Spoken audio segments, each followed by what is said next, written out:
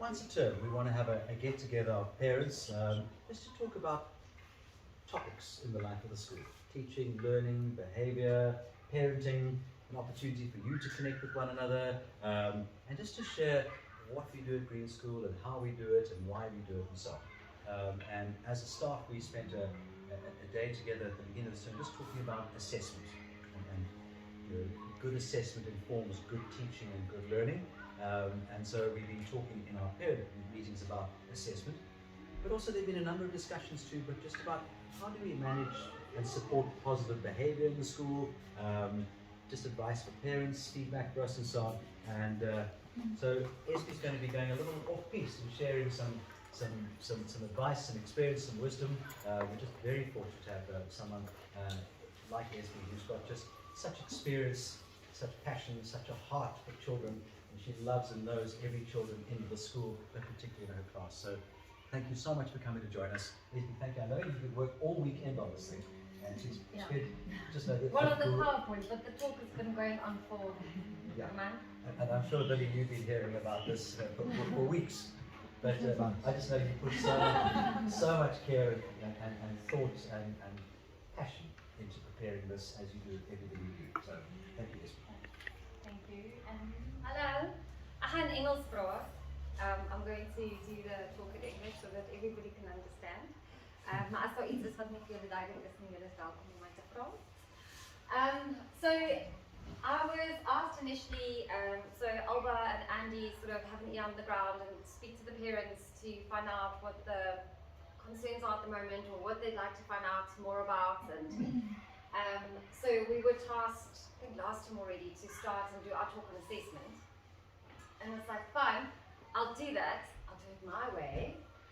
So I'll talk about assessment in maybe a different way also to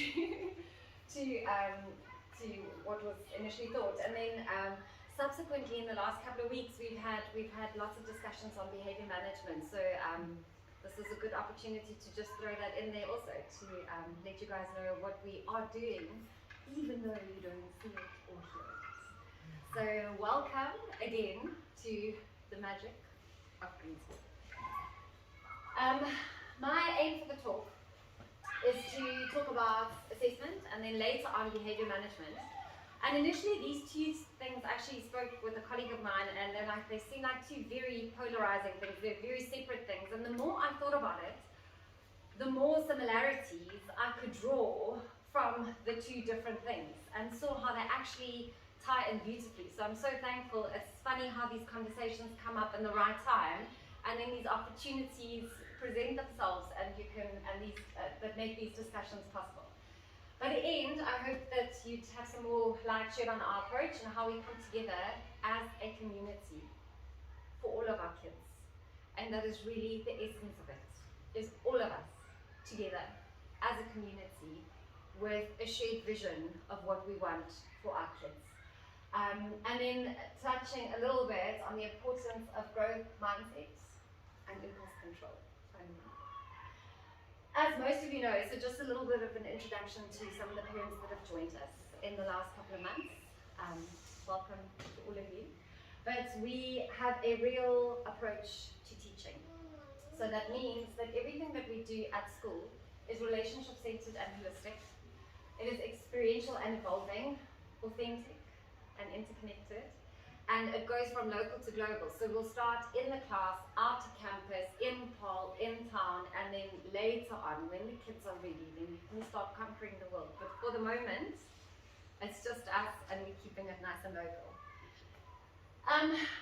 What came up, I think, a lot, is trying to dig deeper into why we're having these conversations and why these things have sort of come up as using issues or concerns, and it's not exactly the right word, but trying to dig deeper to see where it comes from, where does this stem from. And I think some of it is that fear that all of us have as parents and that we also have as teachers. Am I doing the right thing? Is my decision benefiting my child? Have I made the right call to move them to Green School? Is Green School everything that I believe it to be? am I being too strict? Am I being too lenient? You know that fear? Has anybody had that?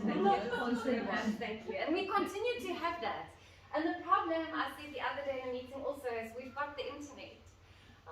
So you can find out stuff that backs up any theory out there. You'll be able to find research. Some of the research will be better than others, but you can find research to sort of support everything. And what we need to do is to come together as a community and pull out the research together so that we can stand together and speak and use the same language for all of our kids that we use at school and that we use at home, which seems impossible. Don't know if it's possible, but let's try. Let's try and do that and help and support each other. All right.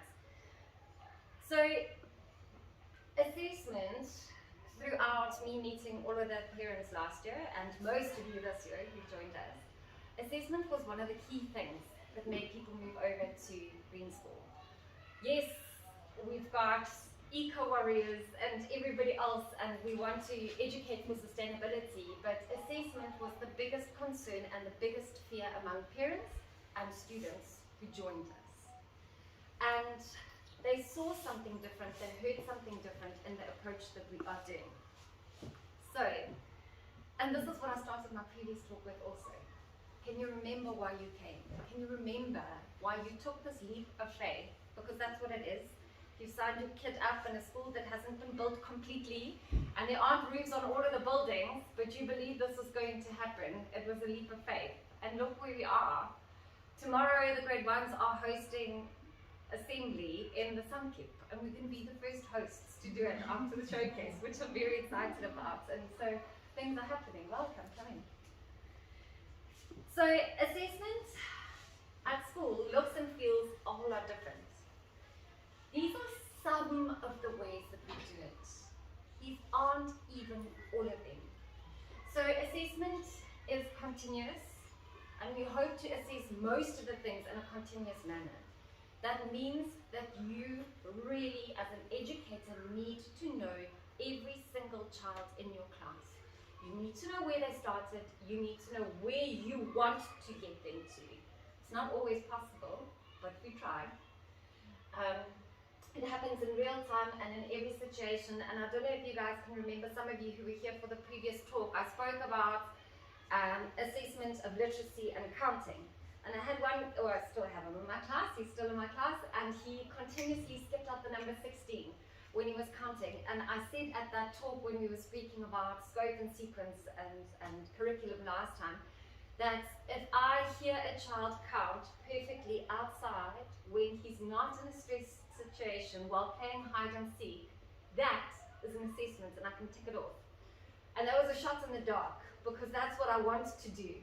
A week after that talk, I walked past my class and there was this kid with his head up against the wall, counting, and I was standing there and I was listening and I was like, 16, come on 16, come on 16. And he got it out beautifully and slowly, and all I did is I just walked past. And I ticked it off on my little list, and I was like, it's done. And that's what we are striving for. So we do reports every semester. There was a report out in June, and there's a report out in December. And what we aim to do is to speak a little bit to the child and their academic progress, obviously, but most of it is about the skills and the values and how they've grown in those aspects. We've got individual chats with kids where you are assessing something that they've done, something that they maybe really did well, somewhere where they struggle to sort of unpack what's going on. We will not, for example, I won't have the same chat with all 18 kids in my class, because I know who needs that chat, who's ready for that chat at this moment and this point of time for this specific thing. So that those individual chats will happen for different kids at different times. And that is a beautiful thing, because it means that it's not a cookie cutter approach where every child has to do exactly everything at the same time. We've got conferences. I don't know if you know this, but the parent-teacher conferences and the learner-led conferences to us are seen as an assessment. We are looking to see, how's your child interacting with you? What have they found important? What have they recognized about their learning? And we listen, and we sort of wander around. I don't know if you saw any of us just sort of lingering, but that's part of the assessment. How has the child grown? What have they seen in themselves? Then we've got running reading records. We've got informal tests that are made fun for some of the older kids. And very importantly, and this works different in different stages, but we opt to get to a place where the kids can choose, if it is something that is content-based, how they want to be assessed. Do I love writing? Am I a really good writer? Would I like to write the story to you about what is going on? Do I want to do an artistic impression? Do I want to stand up in front of the class and do a talk? Would I like to rather animate something on a computer? So this is what we are aiming for. This is not happening in every class at the moment, but this is our goal. This is where we want to get get the kids to understand what their strengths are and to build on those and to hone those skills and to make it very evident to them that not all of us think in the same way and experience things in the same way. That does also mean that you can't do an oil painting for everything. So sometimes we'll say, all right, that's fine, thank you, that's beautiful, but I want to challenge you. Try and write something. Try and do a talk here. Let's see what we can do. What are you afraid of? What are you scared of? What would you like to find out more? And then we can go from there. As I said, even at break time. Those sandpits that you see in the primary school, we're not going to be there. I don't know who decides at what stage and what age a child is too old to swing and too old to play in the sand. So that is one of the things that I pushed really hard for in the beginning. And the learning that takes place in that sandpit is a beautiful thing because the kids play with water and with sand and they are learning how to move things around. What's more than that is the skills that are so important to us. You can see come out there. You've got kids communicating. So now the Afrikaans kid in grade 1 is trying to explain to the English kid in grade 3, this is what I want to do, I don't know how to work it. Or grade 4 kid comes in and says, no, I don't think so, this is a good plan. And you've got a little one who's feisty and who knows this is my plan, and actually no, this is what's happening. And either you help us work this out. Those are the skills that we're looking for. That is an opportunity for an assessment. The kids don't know that they're learning. They don't know that they're practicing these skills, but we see it because we are there and because we know what we need to look for. So these are the things that we look at. There are learning objectives. We've got our curriculum stuff, obviously. But our green school skills are non-core skills that I'll show them to you. They're coming up in a couple of slides from now. I'll show you those 9 skills. And then our values that are so important to us. These are the things that are rooted in. And we try and use our learning objectives to teach the skills, to instill the values, and to just really make sure that the kids know who they are. Assessment is not Tuesday, 10 past 9. Everybody gets this sheet. You have 15 minutes. I don't care whether your pencil is not sharp. I don't care whether your hamster passed away last night.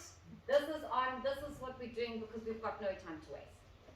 That's not how we do things. So we try and do everything in context.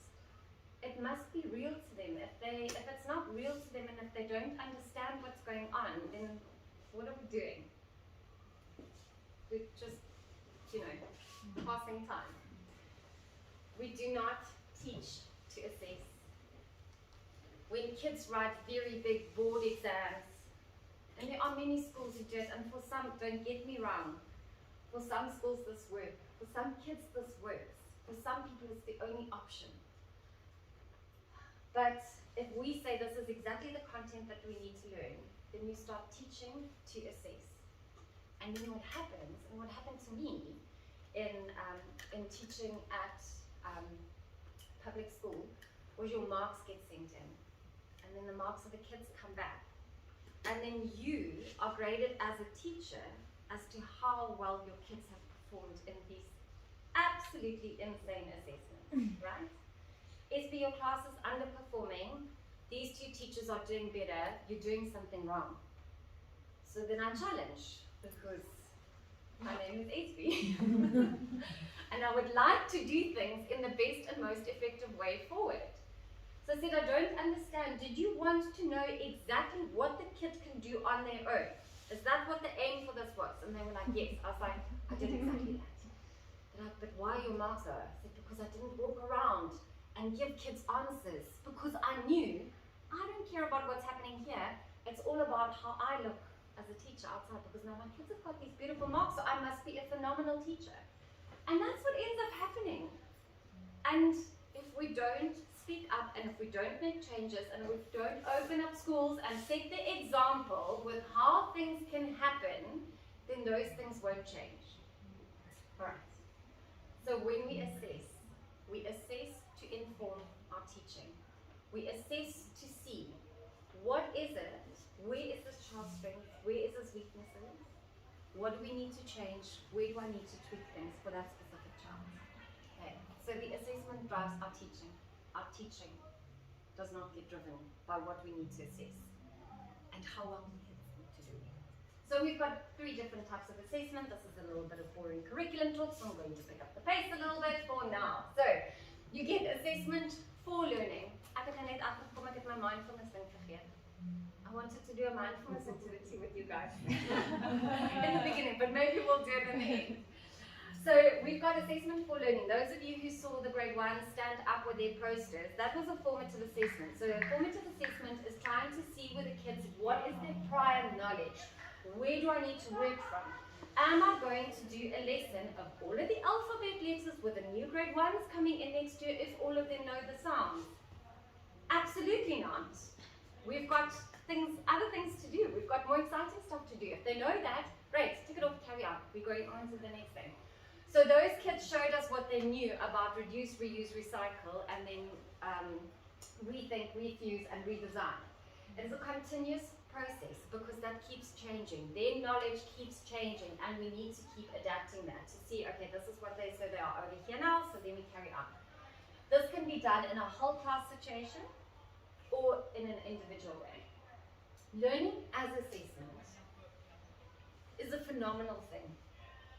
And it is hard, and it is not often, it doesn't often happen. And as adults, we struggle with this. And this is something that we need to teach our kids. And I'll explain to you a little bit more on that later.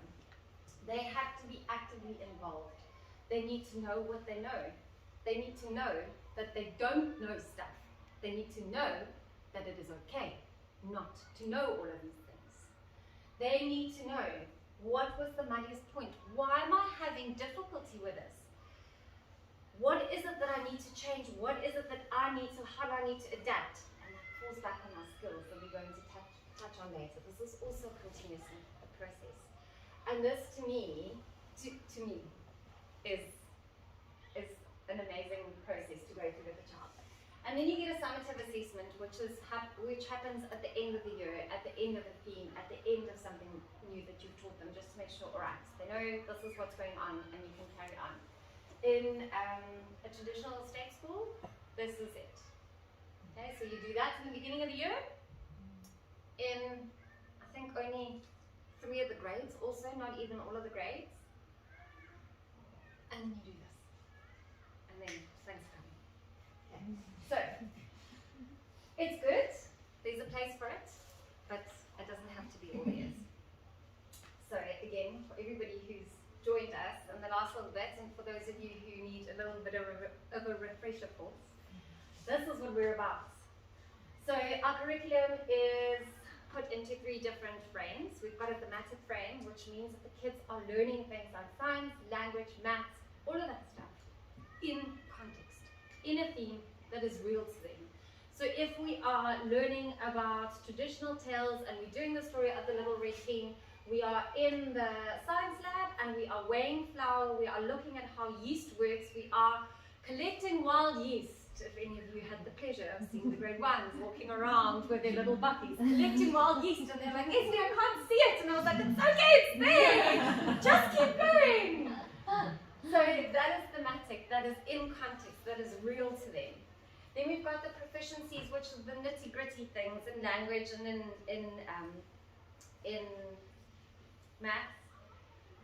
The repetitive things that, you know, those drill things that you can't always, things like timetables that they need to know, but you can't always put them into context and make them super amazing lessons.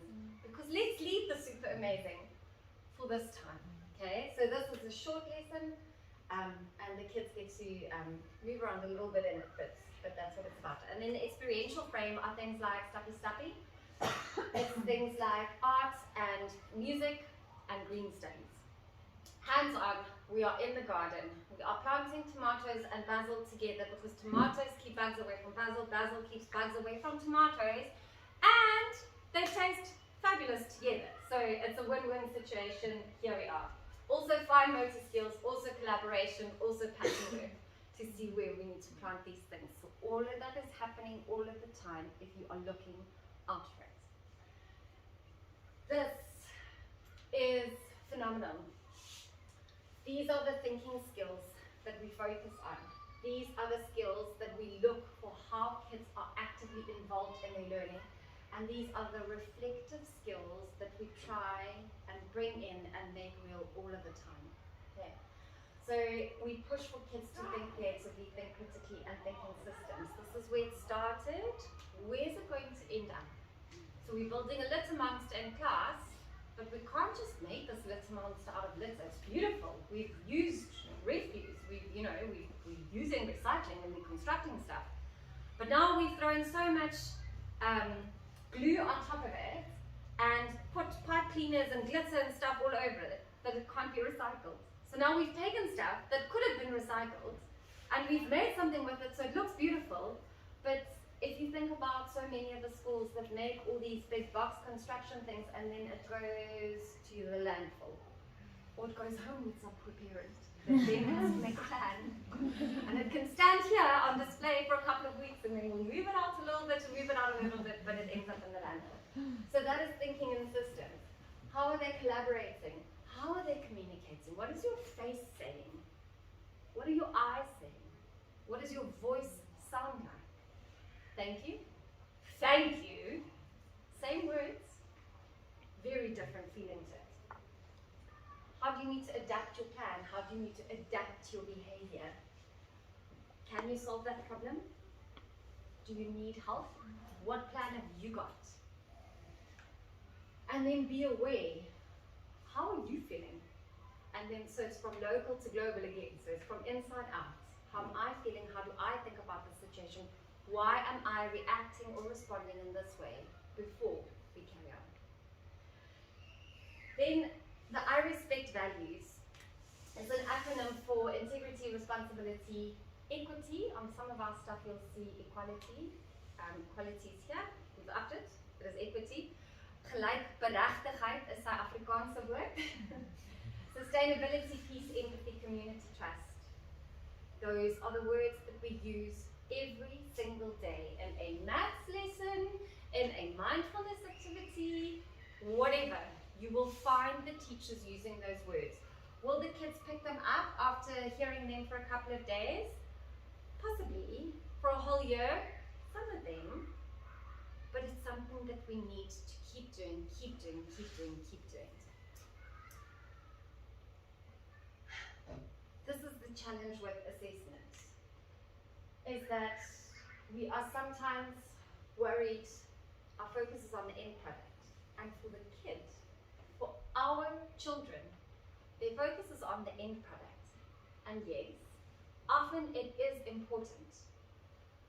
But what is more important than that, and what outweighs the importance of the end product, is the process in which they got there. I tried really hard, and so do all of the teachers at the school, to help the kids change that pattern of behavior where they come to you and say, is this good? What do you think? Do you think this is perfect? Is this the best? You. What do I think? It's not about what I think. I want to have that conversation with you with how hard did you work? Did any of you ever read The Battle of the Tiger Mom? The Battle Hymn of the Tiger Mother? Yes. Yes. So there was a thing in quickly making a card. So you are making a card and you are saying, Mommy, I love you so much. Here's a quick card, but the paper's folded skew and there's just a couple of scribbles on there. Is the card actually showing you how much time and effort you've put into it? Okay? So great, there's the end product, but the process is actually where you tell me where your intentions lie. The process is where you are learning. The process is the important part. The process is what should be evaluated. And that's why you will see us hanging around, listening, eavesdropping, making notes, because it is about the process. The content that comes with that is a nice bonus, but it is still not our be-all and end-all, because content would mean that we are ticking off boxes. Process and the way that we look at it, building those skills, that is why we are here. And then we need to set up lessons that are important enough, fun enough, engaging enough for the kids to do that, which is exciting and it's fun and it's sometimes impossible. All of you who have more than one child will know that they don't have the same interests.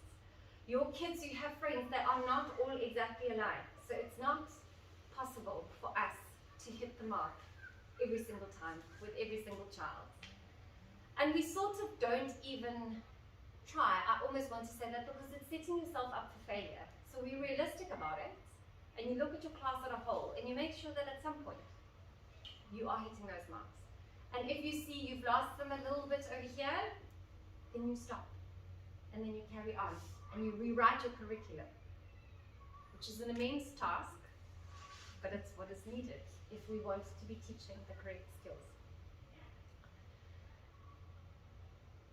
The other thing that we need to work on is mindset changes, and that has been the most difficult part.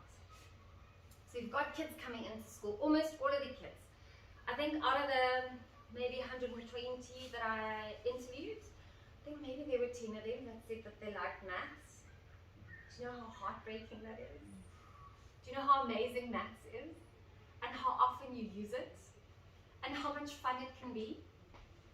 And then what's worse is they go, but my mom said that she can't do maths. So you've put your mindset, and you've given that mindset over to your child. So this is your fixed mindset. I can't do maths, I was never good at it. And your child hears, my mom, my dad, who's the most amazing person, who I will always run to if I don't know what's happening, if I need help, says that they can't do maths. Well, if she can't do it, and she can do everything, and I won't be able to do it, I'm not even going to try. This is what we need to protect for ourselves and for our kids. And it is a hard fight to fight. Because the way you have to control your thoughts and the way you are saying, the things that you are saying to make sure where it goes and that your child receives it in the right way and it's helping them to construct their frame of reference, that means that the team, the parents and teachers come together will set up our kids in such an amazing, healthy way. But we have to work together at that. Obviously. But when they become teenagers now, we have to say the opposite thing. Then they're going to become like the opposite thing. Dan moet dan sê ons, then we need to say we can't do maths because then they're going to decide they will do maths. Oh yeah. I actually had somebody the other day say to me that you need to, by the age that your kid is grade 3 or 4, especially if you don't like maths and you never liked it and you were never particularly good at it, just please don't help them with it. Just don't do it. Don't Google it. You know, tell them to figure it out themselves. This is it, and this is you, and you carry on. What you need to do is work on their skills and values. Be an excellent example with those skills. Don't worry about being an excellent mathematician. It's okay to say, but be careful of the mindset. So this is not a perfect school. It is not a perfect school. I'm not a perfect parent. I'm not a perfect teacher. I'm sure all of you share that thing with you are not a perfect parent. We try to be the best that we can be, day in and day out. But there will be things that go wrong. And we cannot be striving for perfection. If we are teaching our kids to strive for perfection, that only perfection is good enough, that is a fixed mindset. We are setting them up for disaster. They're going to avoid challenges. They're not going to like feedback. You need to be able to take feedback. You need to be able to assess that where the feedback is coming from counts. Because you also can't take feedback from everybody. And you can't listen to everybody's feedback. You need to make sure that where you get your feedback from is solid place. Not everybody can always be the best. We cannot all win. That is not how life works. We cannot give the children this mindset and then say, okay, but hang on, surprise, when you leave school, the rules all of a sudden change and now you are out on your own. Now you need to learn these things. We can teach them these things in an age-appropriate way from a young age. And imagine the change that we can spark in the world together with them if they know this is where I'm going.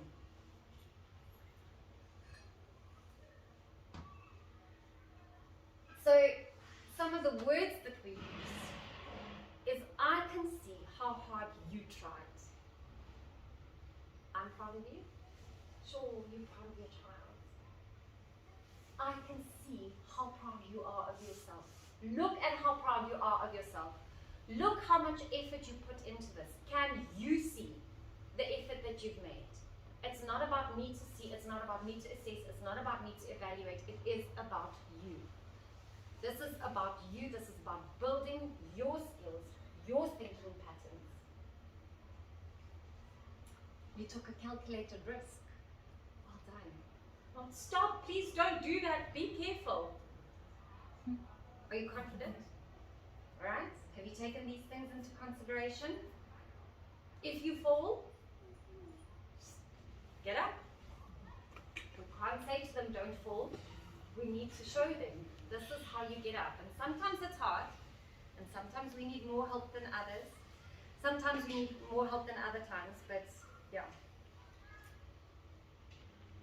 If you are, last thing, if you are always told that you are the smartest kid, you are the smartest kid I know, you are the bravest kid I know, I want you to take into consideration the type of pressure that child is putting up, okay? Because now I come to class, I'm the smartest kid alive, the smartest one. But now we do a maths challenge and my friend outperforms me. Now I'm a failure. Because I'm supposed to be the best. Only me. I'm supposed to be the best. And now this is terrible. I have to go home with this news. I need to break it to my mom, to my dad. I'm actually not the smartest person. And that makes me feel terrible about myself. Can you appreciate the fixed mindset in that? Can you see how hard it is for all of us to break those patterns that we are so used to?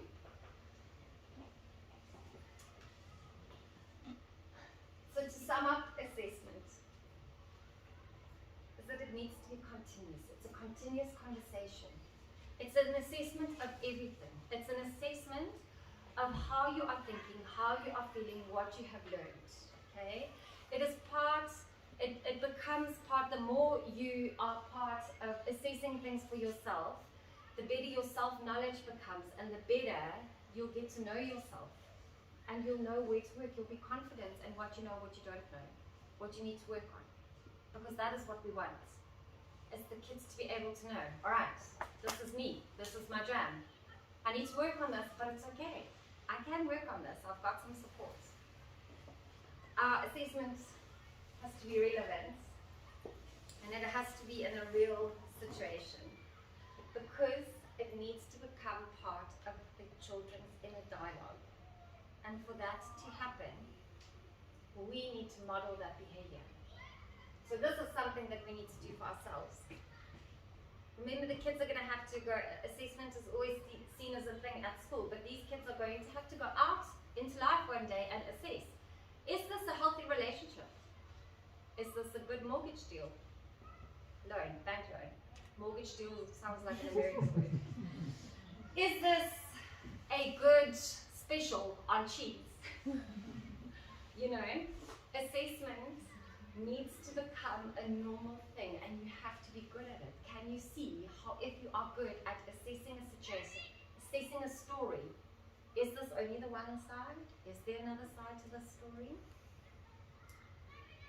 And then, this is where I realized that assessment actually ties in beautifully with behavior management.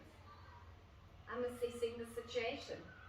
I'm looking at the behavior, not looking at the person. And this is what we need to remember, that we're describing behavior, we're not describing a person. That's naughty behavior versus that is naughty child. That is a bully versus that is bully behavior, right? Okay.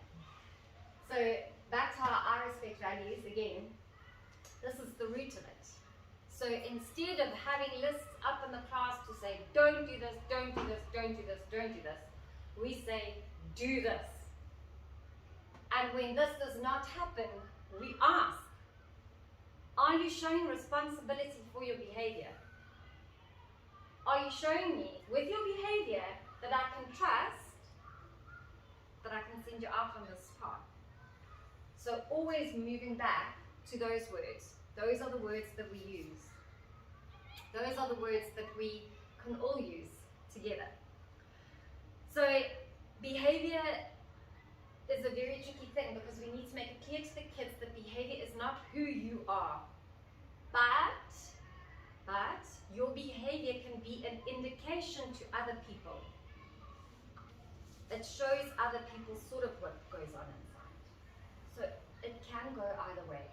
So you need to choose that you demonstrate behavior, that you are communicating the right message out there.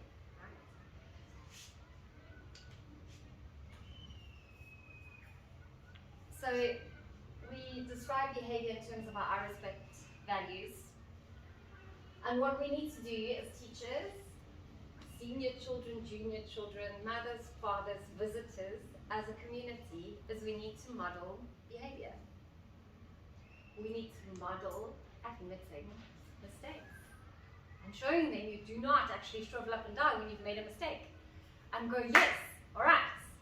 Yeah, we've got it. This has been a mistake, but this is also a learning opportunity. How can we change things around? And if it is something awful that happened, then allow that. Sometimes awful things happen, and it's okay to be sad. It is okay to have this full range of emotions. What you do with your behavior regarding those emotions, that can be a bit tricky, and that might be something that you need to work on a little bit. But we need to admit making mistakes. We need to model impulse control. So we're not already immediately reacting to everything that's happening around us. But then we can sit, take a deep breath, and think, how can I respond to this? What caused this big reaction within myself? Why am I doing this? Why am I feeling this? Why is my heart rate shooting through the roof? And then take a walk like I had to do last night, and it worked like a charm. And just think, what's happening? Instead of just reacting, and then feeling this immense remorse afterwards. Because you didn't really think things through, and you didn't really take in the context, the whole context of the situation. We need to model the difference between reacting and responding. Model.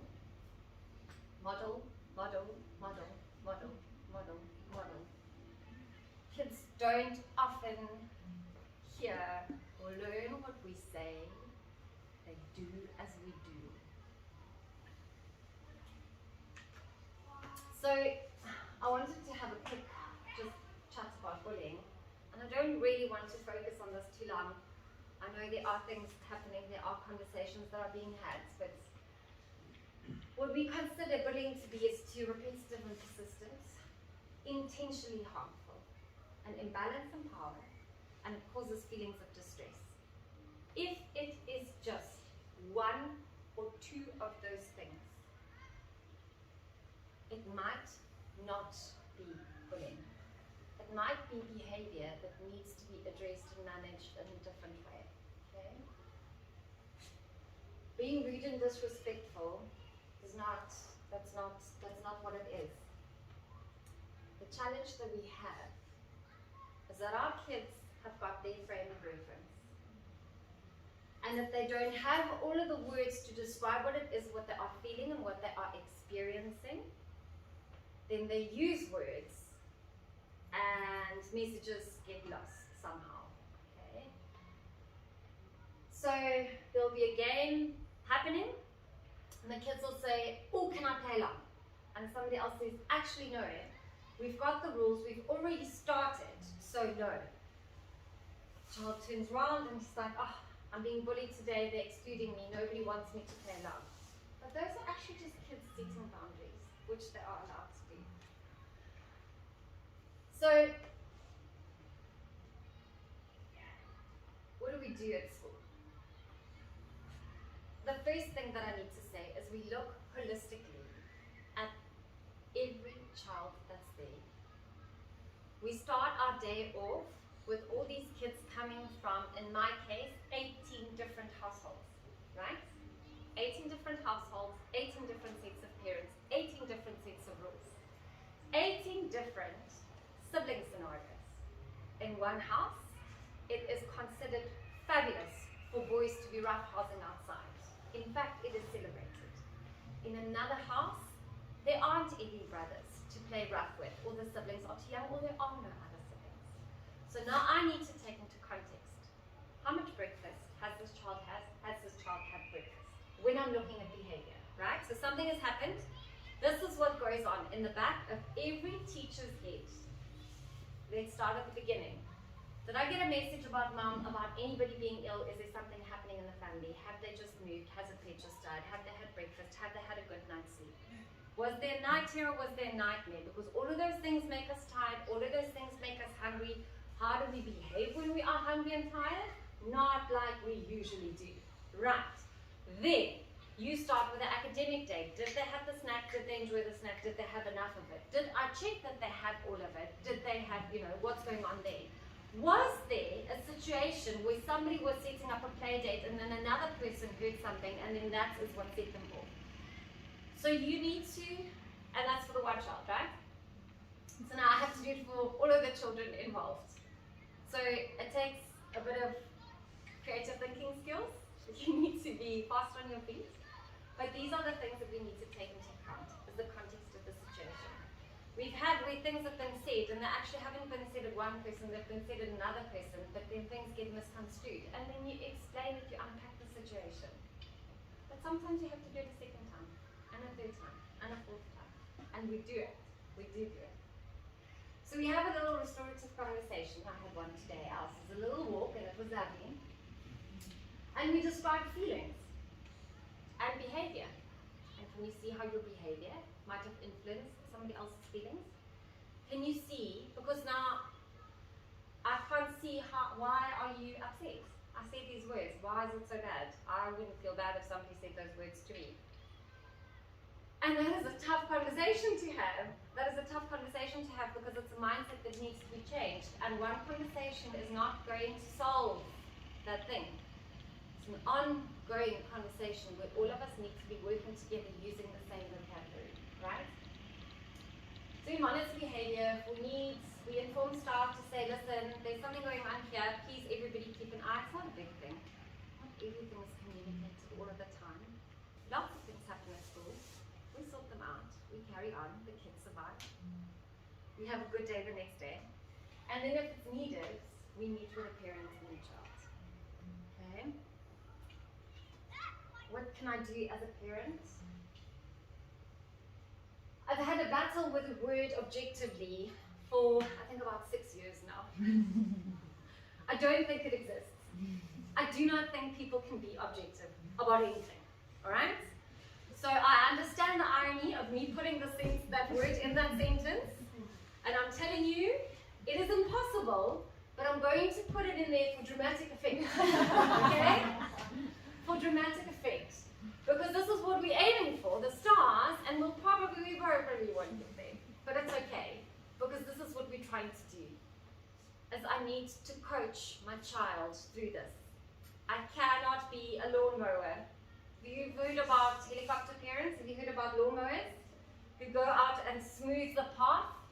Please don't encounter anything that upsets you. Please don't have any problems. You are stealing away learning opportunities. You are stealing growth. Don't do it. My new favorite word, be a sportscaster. Isn't that an amazing word? Usually, the people who are commenting on the soccer or the rugby game they're not allowed to pick sides, right? You are describing what you are seeing. That's what you're doing. So instead of being a lawnmower, or a tiger, or a helicopter, be a sportscaster and see how that works. It's something that I am excited about. I heard about it last week, so that's something that I'm going to try. Just unpack it. Give them the words. Help them put things in context. Talk your child through it, describing feelings and behavior, and try not to label the other kids or your child. It's not them. It's not them. It's just behavior. It is just behavior. We also need to make sure that our aims that we've got and our expectations that we've got for the behavior of 6, 7, 8, 9, 14-year-olds is something that we can do better. Because do you know what happens? We expect this from our kid and everybody else. And then we operate here. We have those angry conversations. We have those, we have all of that. But I can do this because I'm tired and I'm grown up. But you little 7-year-old and you little 8-year-old, you need to perform up here. Can you imagine that pressure? It gives you a bit worries. It makes you uncomfortable if we just try and think about things. The last thing, do you guys know this quote? You know Brené Brown? So that was part of my walk last night. So I'm just going to read it to you quickly because I love reading. And I should have been on stage, but here I am, sort of on stage, somewhere in between being an actress and a stand-up comedian, so here we go. It's not the critic who counts, not the man who points out how the strong man stumbles, or where the doer of deeds could have done them better. The credit belongs to the man who has actually been in the arena, whose face is marred by dust and sweat and blood, who strives valiantly, who errs, who comes short again and again, because there is no effort without error and shortcoming. But he does actually strive to do the deeds, who knows great enthusiasms, the great devotions, spends himself in a worthy cause, who at the best knows in the end the triumph of high achievement, and who at the very worst, if he fails, at least he fails while daring great. And so that his place shall never be with those cold and timid souls who never knew victory nor defeat. So, closing time.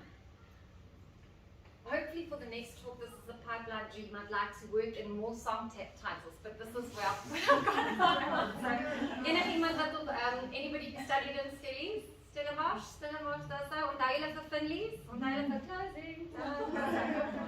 Alright. So, believe in the power of yet. I cannot do this yet. I'm not good at this yet. Put the yet in there. Put it in there for yourself. Put it in there for your child. Put it on your mirror. Put it in your car. Put it on the fridge. Maybe put it on the fridge. I'm not hungry yet. Close the door.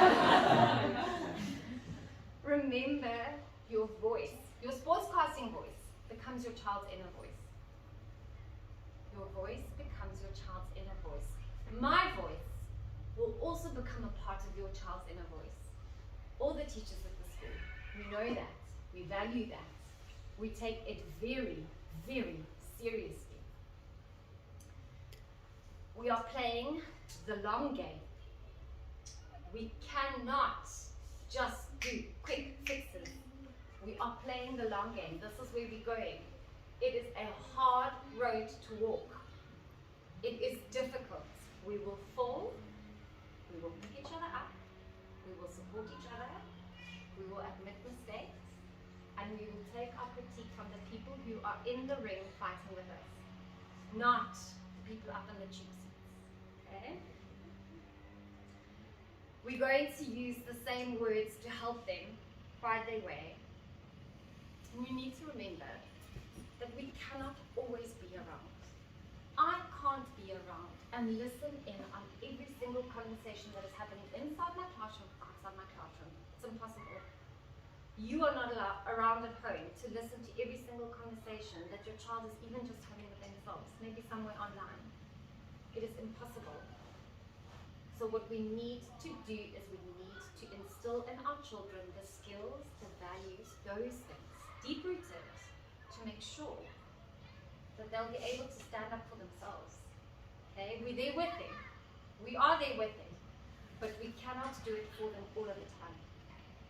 Okay, and then the last thing, we are all human.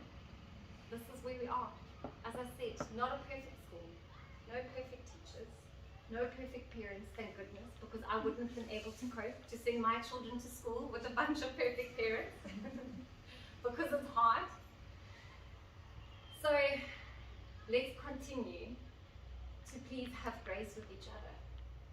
Let's continue to be kind. This has been an amazing journey. Look where we are. Look where we are. Look how blessed we are. So thank you. Thank you for coming. I've got a book here that we've been working on a little bit. The grade 2s did their assembly on this. Have you filled your bucket today? So just before Becca got COVID, I think. So I had a whole grand scheme. I was going to read this book, record it, put it on class dojo, everybody could read it, and then the corona cases just, and I dodged them every time, but I still had to be in isolation. But this is a fantastic book to read, so if you can find it, I've got it here. We'll take photos, we'll share them. But it describes bucket dipping and puts the onus on have you filled somebody else's bucket today. You cannot passively stand with your Halloween bucket and go around and say everybody else needs to fill mine. You need to take ownership for that, and you need to help. Okay?